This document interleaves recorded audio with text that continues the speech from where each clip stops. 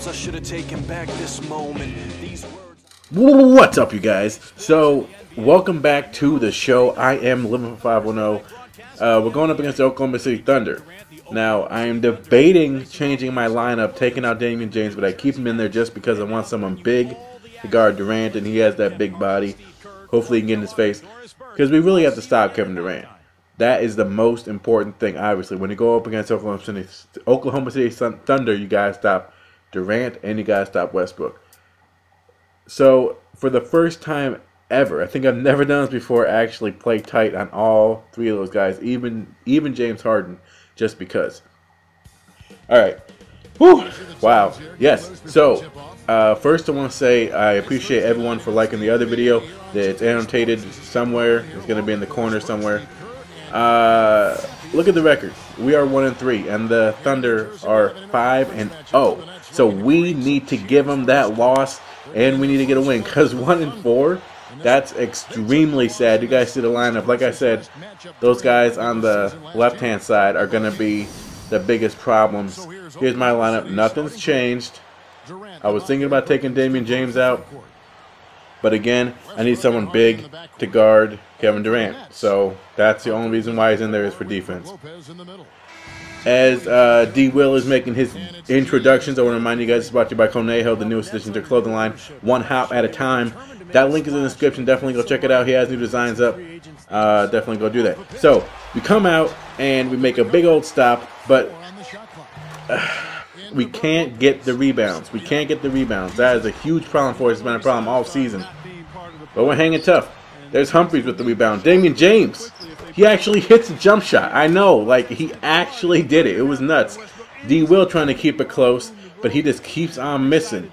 And they keep on getting those fast break points, and it is getting out of control. But D. Will trying to redeem himself. He hits a three. So 7-8. And then Ibaka decides to hit a jumper. I thought he was only a dunker. And a big block by Lopez. And another block by Humphries. So we're trying to shut down the paint. We're really, really trying hard. But they keep on going in there. And we can only do so much. But D. Will trying to bully his way to a win. And a great interception there. And Lopez is bringing up the court. He realizes he is not a point guard. He gives it to Marchand Brooks. You don't give Marchand Brooks that much space. We know this. That's a three. 12-14. That's another three for Brooks to end the quarter. So Brooks definitely comes up big. 15-14 at the end of the first. So I am loving it right now. I am definitely feeling good. Humphries scores the first point, second quarter. So we have a 1-point lead. And then they do the same little play. So what I do is I move my guy around to take the offensive charge, and it works every time. And I go back on the other side, use D. Will to get some points. We force him into a bad shot, but we cannot get the rebound. We force him into a bad shot, and we get the rebound that time, though. We force him into a bad shot, and we cannot get the rebound. We cannot box out, and a dunk is given on our head. But D. Will trying his hardest to keep us in it. Gets that win. This looks familiar. They keep doing that same play. I'm going to keep jumping in front for the offensive foul. And then a good swipe, because for some reason Perkins thought that he could run the court, and D. Will was able to steal that one. We forced a bad shot, not able to get the rebound, and it is a constant problem for us. And then what that leads to is Robinson hitting the three.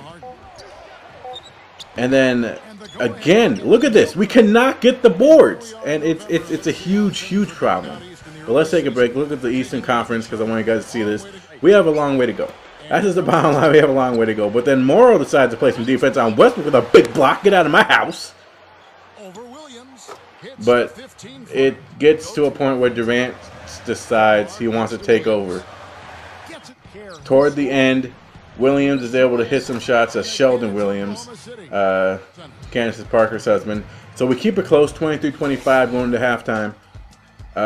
Here you go. You guys can look at the stats. The big thing is the amount of threes. We need to shoot more threes, and we need to hit more threes. because it's very, very hard against a computer on the hardest difficulty Hall of Fame to get into the paint. They will block that. They will not let you drive. Even if you have D. Will, even if you use a lot of little moves, they will definitely stop that. But D. Will is having a big, big game. I really like what I see from him. He's being a big old bully, going in there, pushing his way around. You see he got 9 points. He only has 1 assist, so hopefully I can move the ball around a little bit, get him involved more with the assists. And we go to the big man coming out, and they start missing, so I'm feeling really good. And what do I do to keep the pressure on him? I go to the line, hit 1, perfect release. Give me 2. That's 2 with perfect release. So again, you see the score. We're keeping it very, very close, but Westbrook is such a beast. D. Will saying, you know what, I didn't think you can do. I can do better. Little wizard shot. And this looks familiar. Same exact thing. They set a screen. I get in front of it. Offensive foul. Marshawn Brooks for 3. He doesn't hit it. But Humphries is able to get that board. Give it to D. Will. Give it back to Humphries. And Humphries, I mean, this is something that we have to do. We have to get him down there. Get him that. Get a second chance opportunity. And then D. Will hits a 3. And that's what we need to do. But Westbrook, again, keeps bullying his way inside. We give it to the big man, Lopez. Lopez trying to make a move. He does make a move. I think, yeah, he finished with 9 points in the game. Mohammed decides to shoot for some reason. That's good for us. We get the rebound. And then Humphries, even though it's red, big shot. Big shot. And we got the lead. And now Mohammed again trying to get some points, but that's a big old block. So, at the end of 3, we are up by 3. And guess what that means? That means, ladies and gentlemen, that we get the bright spark of the game. So, Doris, take it away. Hi, Kevin. It's the Nets picking up the Sprite spark for that stretch they put together. They've gotten on a roll here and almost seem to have taken the heart and will right out of their opponent. We'll see if they can keep things rolling here in the 4th period, guys. Thanks, Doris. I really appreciate that. Giving me the Sprite spark of the game, baby. So, you know what we do? We give up a basket inside to thank the Sprite spark of the game. But this is what I do. I got to get D. Will in there, get a foul. Look at the points. You see him. A big game. He hits the first one. And he hits the second one. It's not perfect, but it rolls in, thankfully. And we're holding our lead. And the same stuff. The same stuff. We get the offensive foul every single time. That was huge in this game. And then Okur.